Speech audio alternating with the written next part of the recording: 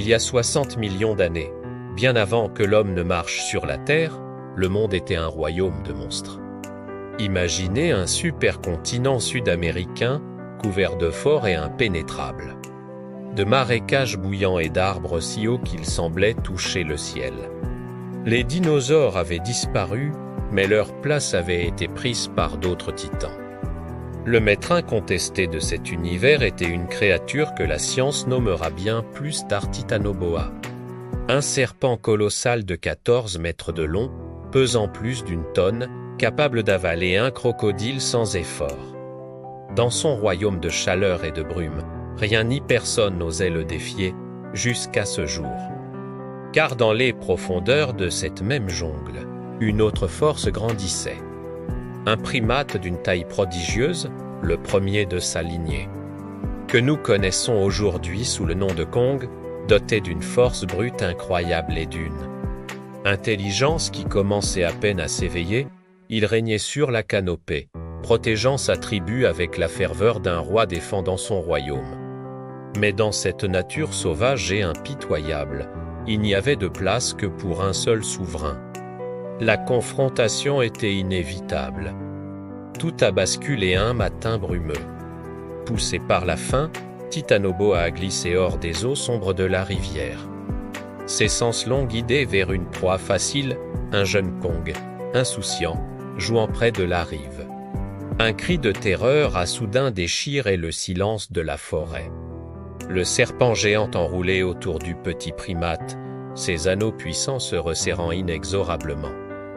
Quand Kong est arrivé, alerté par le vacarme, il était trop tard. Il n'a trouvé qu'un sol dévasté, de la boue maculée de sang et gravée dans la terre. L'empreinte monstrueuse du serpent. Ses yeux se sont embrasés d'une fureur primale. Son poing a frappé le sol avec la force de la foudre, faisant trembler les arbres aux alentours. Le duel pour le trône de la jungle venait d'être déclaré. Le soir même, alors que le soleil rougeoyant baignait la jungle d'une lumière sanglante, Kong a traqué son ennemi. Il a trouvé Titanoboa, repue et paresseuse, digérant sa proie sur une racine géante. Un grondement sourd a fait vibrer le sol, et les oiseaux se sont envolés par milliers dans un chaos assourdissant. Kong a surgi de la végétation, le poil hérissé, les crocs découverts, un véritable dieu de la vengeance. Le choc fut cataclysmique. Le poing de Kong s'est abattu, le serpent a riposté, leur corps titanesque fracassant arbres et rochers dans un fracas apocalyptique. La queue de Titanoboa a fouetté l'air, frappant le torse du gorille avec une force inouïe. Mais Kong, malgré la douleur, a saisi l'appendice mortel à deux mains. Dans un effort surhumain, il a fait tournoyer le serpent et l'a projeté violemment contre un tronc d'arbre colossal. La terre a tremblé sous l'impact. Blessé mais pas vaincu, Titanoboa a profité de la confusion pour s'enfoncer dans la boue et disparaître dans les profondeurs obscures de la rivière. Le premier round était terminé, mais la guerre ne faisait que commencer. Pendant des semaines, un silence de mort a régné sur la jungle. Les Kong vivaient terrés, paralysés par la peur. Chaque bruissement de feuilles, chaque ombre suspecte ravivait la terreur du prédateur invisible. Puis, une nuit sans lune, la surface du fleuve s'est agitée. Titanoboa était de retour, et elle semblait encore plus grande, encore plus déterminée. Sa vengeance fut terrible. Elle s'est enroulée autour de l'arbre le plus ancien de la vallée, le sanctuaire des Kong, et l'a brisé comme une simple brindille. Puis la chasse a recommencé. Un par un, les membres de la tribu tombaient, victimes de l'embuscade silencieuse du serpent. Fou de rage et de chagrin, Kong a compris qu'il ne pouvait plus s'attendre. Pour mettre fin à ce carnage, il devait affronter la bête sur son propre terrain, les marais de feu.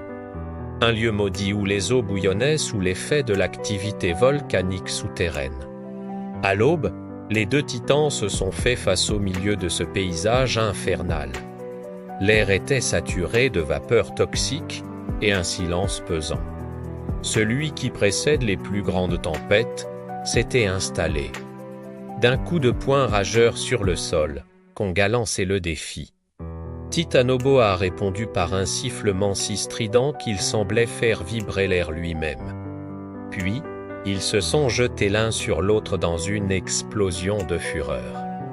Le serpent a réussi à s'enrouler autour du corps massif de Kong, appliquant une pression suffocante. Le gorille a poussé un hurlement de douleur, ses muscles se bandant à l'extrême, cherchant désespérément une issue. Ses poumons brûlaient, sa vision se troublait. C'est alors que ses doigts ont trouvé une roche pointue, chauffée à blanc par les entrailles du volcan. Rassemblant ses dernières forces dans un rugissement qui a fait trembler la vallée, il a planté la pierre ardente dans l'œil du monstre. La réaction fut instantanée. Titanoboa a poussé un cri de douleur inouïe, se tordant dans une agonie frénétique avant de s'effondrer lourdement dans la boue brûlante. Le sol, fragilisé par leur combat, s'est déchiré sous leur poids, engloutissant les deux géants dans un gouffre de feu et de terre. Puis, le silence est revenu, définitif. Des millions d'années ont passé. Les continents ont dérivé, les forêts ont changé et l'humanité est apparue. La légende de ce combat titanesque s'est transmise de génération en génération, devenant un mythe fondateur, le récit de la bataille qui a fait trembler les fondations du monde.